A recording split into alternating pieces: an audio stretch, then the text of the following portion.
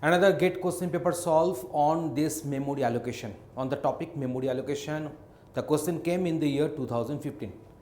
The thing is that consider 6 memory partitions of size 200 KB, 400 KB, 600, 500, 300 and 250 KB. These partitions need to be allocated to 4 processes of sizes 357 KB, 210, 468 and 491 KB in that order. So these partitions are to be allocated in this order only. You cannot move here and there, they are to be treated in this order only. If the best fit algorithm is used, which partitions are not allotted to any process? So they are asking this one, that we are having 6 partitions and we are having 4 processes are there. So processes number is 4, partition number is 6, so at least 2 partitions will remain unallocated at least. So that's why they are giving some answers, we shall have to find out. And here the algorithm is best fit algorithm. So let me solve them. So processes I have written this one, I have mentioned that one in order, and partitions are written accordingly. Okay, now let me go for the best fit. So 357 will be coming to this one, 357 KB will be coming to this one, so I shall be remaining with 43 KB. Then 210 will be coming to this best fit algorithm.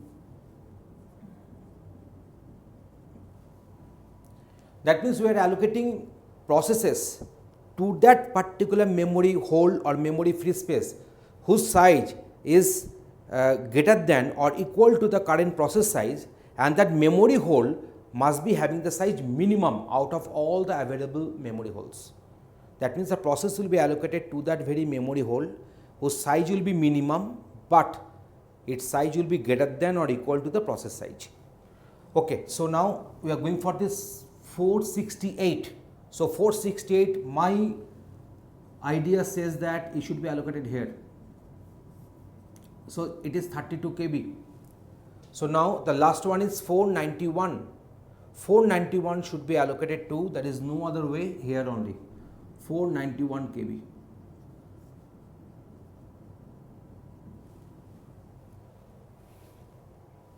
Okay, so now 200 and 300 KB, these 2 memory spaces will remain unallocated. I shall have to find which option they are having in the answer. So 200 of the first option. So yes, so that is option is A. So in this way, whenever such question will come, you shall have to do the tracing. You shall have to do the allocations, and then please remember that you are supposed to calculate this difference. This, after doing the subtraction, this difference has to be calculated, because in the next process allocation, this remaining free space might be coming in the consideration also. So not only the blocks available given in the question paper, but also after allocation of the process, the remaining free space, to that very remaining free space, another process can get allocated. So please go on calculating these difference values. So I think you are getting this logic. I have done this particular problem solved in front of you. Thanks for watching this video.